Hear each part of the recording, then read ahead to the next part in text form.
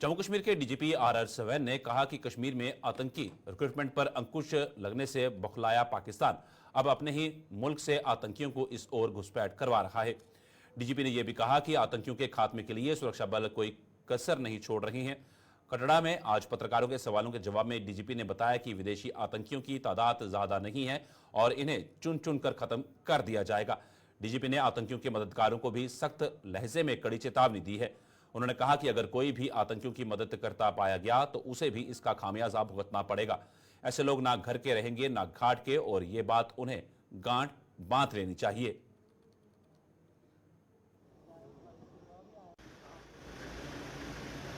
नहीं कर सकते हैं, यहाँ भड़का नहीं सकते हैं, यहाँ पे दंगा फसाद नहीं कर सकते हैं, कश्मीर में भी नहीं कर सकते हैं। तो एक इंटेंट जो है एनिमी की वो ये है कि अपने ही वहाँ के लोगों को, पाकिस्तान के लोगों को वहाँ उनको रिक्रूट करके यहाँ जबरन उनको भेजा जा रहा है।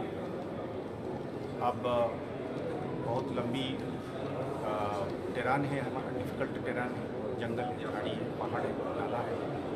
तो इसको मद्देनज़र इसको इस्तेमाल करके इसमें फॉरेन फाइटर्स, फॉरेन टेररिस्ट्स को अंदर डाल के इसको खासकर जम्मू जगह को अस्त व्यस्त करने के लिए और एक खौफ का माहौल पैदा करने के लिए एक कोशिश जरूर एनएपी की है। ये एक सच्चाई है। सर एक मिनट अगर आप ये पूछते हैं कि ये जो एफर्ट है, ये जो इनकी पुश, ये जो इनकी धक्का है, ये धक्के के सामने हमारा रिस्पॉन्स जो है, हम अपना रिस्पॉन्स बना रहे हैं और उसको हम नुकसान अगर छोटी बहुत उठानी पड़ेगी। जब एक जंग हम पर लाद दिया जाता है, टेररिस्ट हमारे सामने खड़े हो जाते हैं बंदूक लेकर मरने के लिए और मारने के लिए, तो हम भी अपने हिसाब से इसको तैयारी कर रहे हैं। हम अपना सारे रिसोर्सेज को मैप कर रहे हैं और हम कोशिश कर रहे हैं कि इसकी मुँह तोड़ जवाब दिया जाएगा।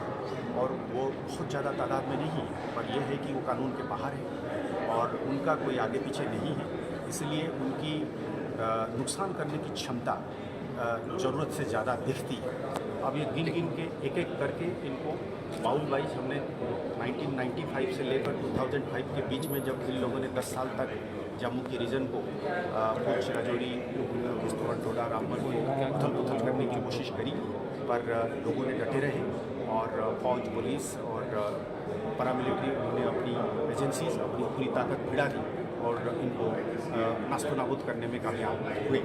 फिर उसी तरीके का एक चैलेंज अगर हमारे सामने दुश्मन रख रहा है तो हम एकदम से दृढ़निष्ठ हैं, हम प्रतिबद्ध हैं कि हम इनको मुंह करारा जवाब देंगे। चुन चुन कर, एक एक कर, हम ज़्यादा तो तादाद नहीं है, हम इनको मार गिराएंगे और हर एक के लाइफ स्पान जो है अंदर घुसने के बाद उसको छोटे से छोटे कर देंगे और इनको ख़त्म कर देंगे। यहाँ बीच में जैसे मैंने कहीं और भी कहा था कि एनिमी एजेंट्स पैसों के लिए बिकते हैं, नारकोटिक्स के लिए बिकते हैं और वो उनके मदद करने में बीच बीच में ज़रूर हैं और उनका निशानदेही हुई है और आगे होगा। और ख़ासकर उन लोगों को हम खबरदार कर रहे हैं कि वो तो मरेंगे, उनका कोई आगे पीछे नहीं है, उनके बाल बच्चों को छोड़कर वो है भी कि नहीं हमें पता नहीं है, जेलों से उठा के ला रहे हैं, किसको ला रहे हैं।